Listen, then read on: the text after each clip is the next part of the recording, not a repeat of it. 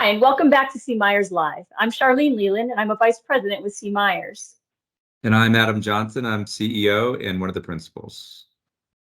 And Adam and I have been talking about liquidity, as many of you have been, and there's certainly a big spotlight on that now. And there's a lot of discussion about shoring up borrowing and refreshing our contingency funding plans and fine-tuning the modeling and all these different aspects. And maybe some of them are kind of the technical aspects. And we thought today it would be a good idea to step back to the more strategic view of some of these issues surrounding liquidity. I think one place to start would be, what's the mindset out there and how does that affect how places want to handle their strategy around liquidity and deposit acquisition?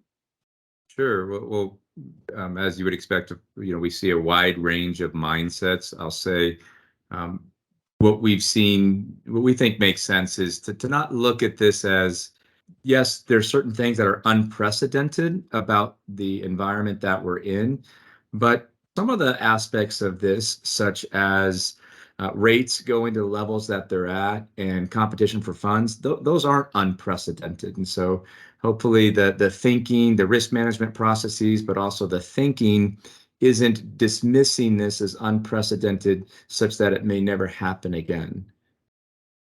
One place that we've seen be effective for people to even wrap their brains around what this might look like is to look at their own experience the last time rates were in this ballpark, 15 or 16 years ago.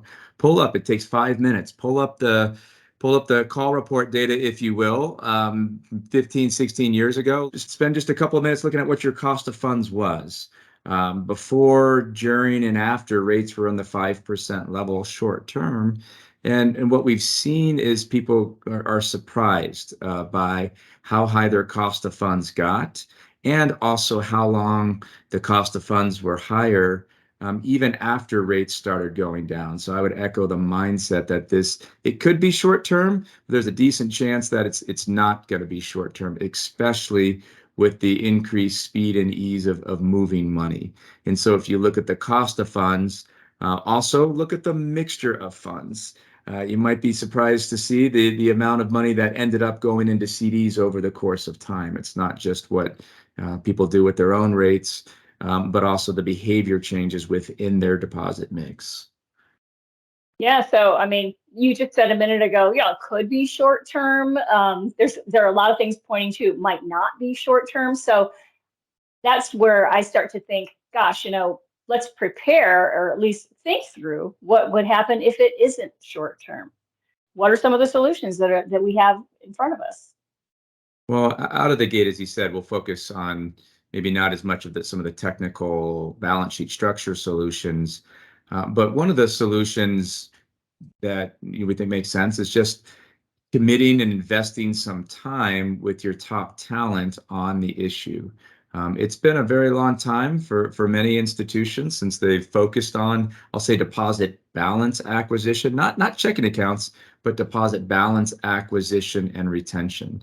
And a lot of the folks either don't remember what it was like, or maybe they weren't even in decision-making roles back the last time rates were high. So just committing some time with the top talent, maybe in the strategic process, doing some critical thinking exercises, could be very valuable. And one way to set that up is to challenge the team. What would it take for us to become excellent at deposit balance acquisition and retention when it's not primarily rate driven? What value propositions do we already have? Could we develop? And for what target market might those make sense? I love this idea because when you think back to when the big challenge was getting loans, and the whole industry was focused on loans for a long time, and rightfully so, and look at all the great solutions and the good thinking that went into becoming lending machines or whatever it is that different places were trying to be. So much can be done with just, like you say, take the time, focus on it. So I love that question. How can we become excellent at deposit balance acquisition and retention? So one way that jumps out is, what about all the data we have these days? So many places in their strategic plans and their strategic actions have been focused on being great at data analysis and collecting data and all that good stuff. What's in that data that you could use in order to help with this question? Yeah, and it's been interesting how when the team puts their focus in the context of that question, how quickly they're able to identify some opportunities with data they already have or data they could easily get. And so it's been a pretty effective use of time on that. But I want to go back, Charlene, as you mentioned, the focus just in general on trying to get good at lending, and I'm going to call it the sales and service culture, or asking for the business culture, the consultative, as opposed to just focusing on taking requests. All of that effort that went around loans, really some great opportunity to say, can we point that effort, if we wanted to point that effort more to balance it towards deposit, balance acquisition and retention, what would that look like? Could we get to the point, are we training people to even ask questions that might give them some idea if someone has a savings account somewhere else?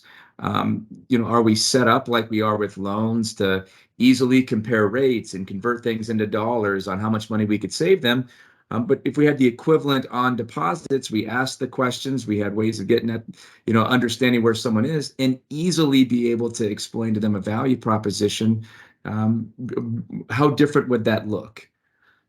Yeah. I mean, think about the next product to offer to somebody. It's been not exclusively focused on loans, but that's you put the focus where the need is, and now the need is changing. And so yeah, what if all that thought and focus went into deposit acquisition and retention? I think that's really got some legs on that idea. And if we only knew that this person had $5,000 parked at Chase earning 3 basis points or whatever, then it would be a natural fit. We'd be helping in the institution. And I wonder if we're set up not only just to feel good about that. Do we jump up and down and celebrate when someone comes in for an auto loan, and they got their auto loan, but we also moved that $5,000 savings account from Chase into here, the same way we would if they had walked away also with a credit card. So there's some opportunity in there just to evolve the mindset and ask different questions and evolve the focus. That's a great point. Um, I think other things to think about is there's been so much focus on process improvement for lending. How easy is it to come in and get a loan, or not come in? How easy is it to get a loan without coming in? Maybe without even talking to anyone, doing everything electronically. How does that work? What's the experience like on the deposit side? Is it just as easy? Are there the rings of fire? Are they reduced to the absolute minimum? So taking again all that thought and aiming it in this direction. And one of the things that we've seen, because we are seeing some institutions, starting to invest the time into having these conversations, and they've been very productive, is kind of across the organization, what else might we need to evolve? All the way, from as you mentioned, the execution and asking the right questions, to how are we marketing and what does that look like?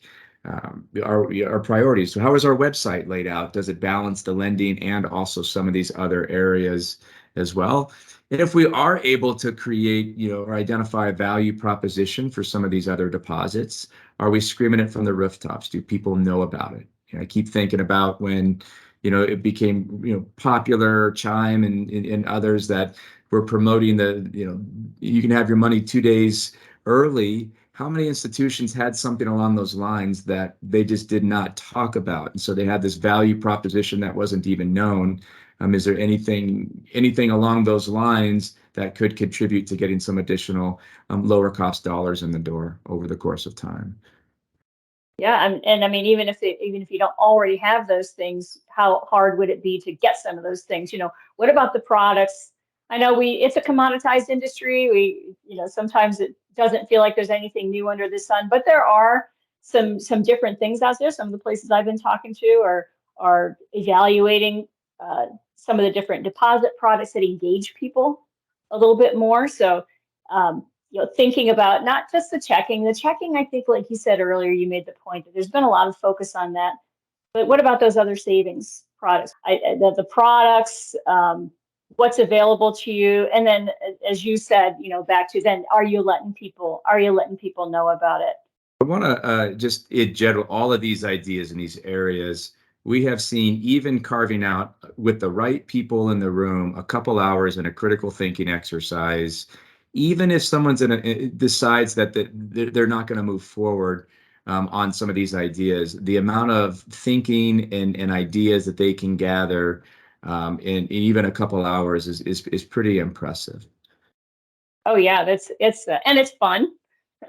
It's Of course fun, it's but fun. Of course it's fun. yeah, we think that stuff's fun.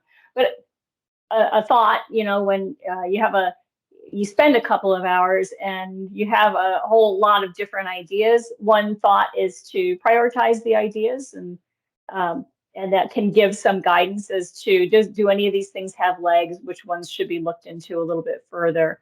But to your point, Adam, decisions don't need to be made at that time, but this is a great way to get all those wonderful minds that you have at your institution rowing in the same direction and working on this problem. Well, thanks for joining us today. If you have any questions, we'd love to hear from you talking about this, and we hope you have a great day. Thank you.